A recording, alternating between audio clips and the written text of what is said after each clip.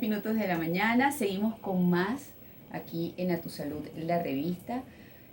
A propósito de celebrarse mañana, 21 de septiembre, el Día Mundial de la lucha contra el Alzheimer, o que se aproveche esta fecha, porque no es que se celebra, sino que se aprovecha para visibilizar y dar información útil tanto para los pacientes con Alzheimer como para sus cuidadores fundamentalmente.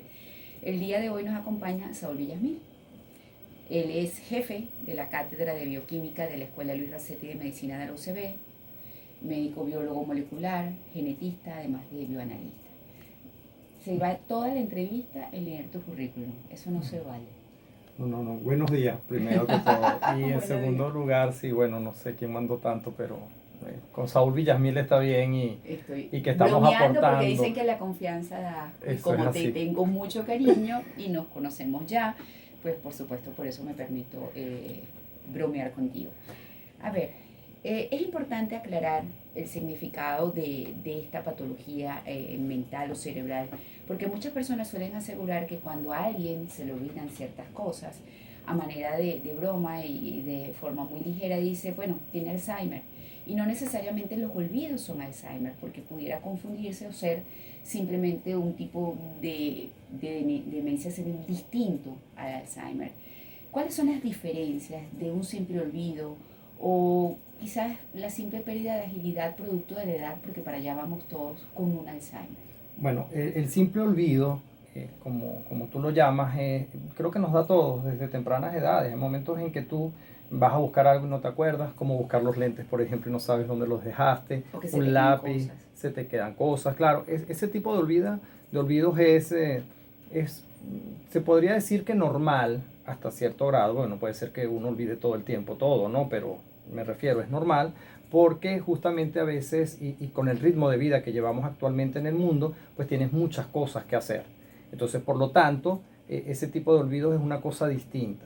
El problema comienza cuando ya hay ciertas edades y más que comenzar a olvidar, porque una de los primeros síntomas que vemos en los pacientes que están desarrollando el Alzheimer no es necesariamente el olvido, sino que tú comienzas a ver que el paciente puede tener ciertas sintomatologías que se parecen mucho a una depresión. En las depresiones, generalmente las personas que la están padeciendo tienen ciertos olvidos. Entonces lo principal que hay que hacer es descartar que el paciente no tenga una depresión o que no tenga un hipotiroidismo, que también en el hipotiroidismo se pueden ver características similares, ¿okay?, a un paciente que está desarrollando el Alzheimer. Por lo tanto, una de las principales cosas que tenemos que hacer es, para realizar el diagnóstico, es evaluar al paciente, saber que no está deprimido y evaluar al paciente junto con el endocrinólogo para ver que no tenga modificaciones en las hormonas tiroideas, eso a través del laboratorio, y por lo tanto allí podemos entonces comenzar a hacer otro tipo de evaluaciones. Para eso hay test. Eso quería preguntar, ¿cuáles son las pruebas diagnósticas que se aplican para llegar a un diagnóstico de Alzheimer? Entendiéndose que hasta lo que yo conozco hasta ahora no existe una prueba como tal que te permita decir sí o no, porque no es que abren el cerebro, eso solamente se puede realizar después de que uno fallece. Y ya he visto perfectamente las placas amieloides que se forman en el cerebro y que es como un pegoste de azúcar que limita el funcionamiento del cerebro en ciertas zonas y es lo que genera el Alzheimer. Exactamente. Mejor explicado imposible, María Laura. Pero es que tuve la suerte de ir a la Clínica Mayo en Jacksonville, Florida, que hace mucho en investigación en Alzheimer. Sí. Estuve en los laboratorios y vi cómo pues abrían un cerebro en láminas para poder estudiar Sí, de entrada, mira, el diagnóstico definitivo lo hacemos o se hace a través de anatomopatología, es decir, después que hay el fallecimiento. De allí es que hay mucha contradicción, porque a veces, como hay diferentes tipos de demencia senil, no en todas se olvida tan prontamente, pero a veces se puede confundir una con otra. Generalmente son nuestros padres, nuestros abuelos que lo están padeciendo, y sobre todo nosotros en nuestra cultura pues no queremos ya que lo maltraten más, entonces no se hace una autopsia, sino que se muere y uno dice, bueno, sí tenía Alzheimer. Pero se ve exactamente como tú dices, unas placas que se van Grises. formando, sí, eso depende de la coloración, pero se ven y se ven allí cómo se forman en el hipocampo, que es lo que está relacionado con toda esta parte del recuerdo. Pero no hay nada definitivo que nos diga si es estando el paciente vivo. Ahora, ¿se pueden evaluar cosas? Efectivamente. Hay dos maneras de hacerlo. Una es a través de la sangre, donde se puede evaluar si hay aumento de unas proteínas características, que son las proteínas que tú ves allí en los ovillos, que son proteínas amiloideas. Se llaman amiloides beta, por cierto. Entonces, se podría, pero no hay algo que nos diga que si está aumentado realmente tú tienes la enfermedad. O sea, no es definitivo. Y lo otro, desde el punto de vista genético, es evaluando si en los genes que están comprometidos en la funcionalidad de esos amiloides, de esas proteínas que se acumulan, pues si está comprometido allí, ¿ok?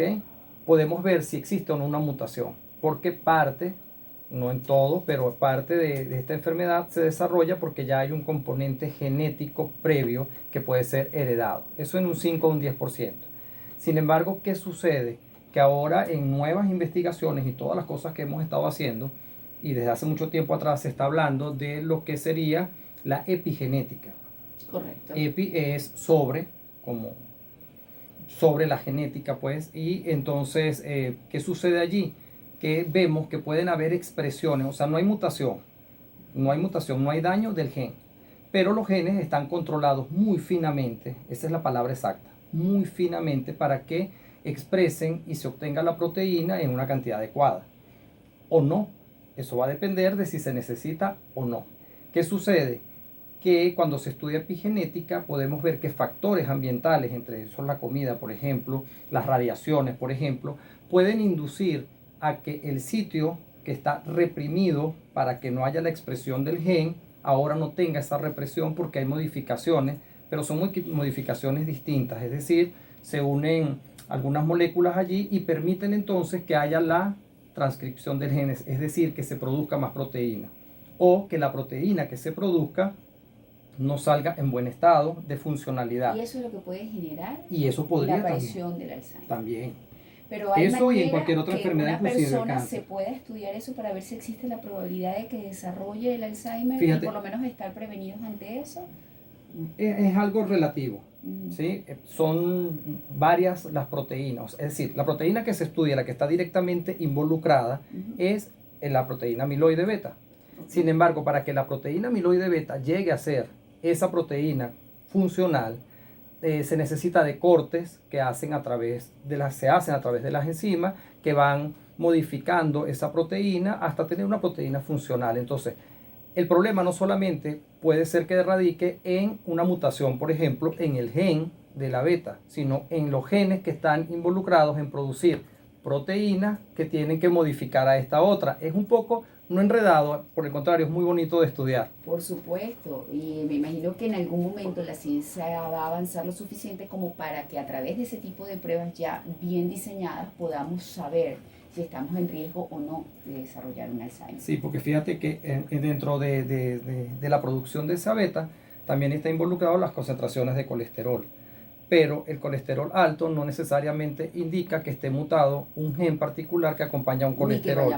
Ni que vayamos a desarrollar el Alzheimer, pero está involucrado, entonces es multifactorial, pues. Bueno, vamos a tener que invitarte para otro programa y hablar todavía más en detalle de todo ese análisis genético que se está realizando para precisamente llegar a un posible diagnóstico a través de esta vía de si podemos o no desarrollar esta enfermedad y si estamos en riesgo. Me acompañó en consulta médica Saúl Villasmil, jefe de la Cátedra de Bioquímica de la Escuela de Medicina Luis Racetti de la UCB, bioanalista, médico biólogo molecular y genetista, nos quedó claro. Porque mañana se celebra el 21 de septiembre, todos los años, el Día Mundial del Alzheimer, y quisimos visibilizar un poco la enfermedad del día de hoy. Vamos a una pausa.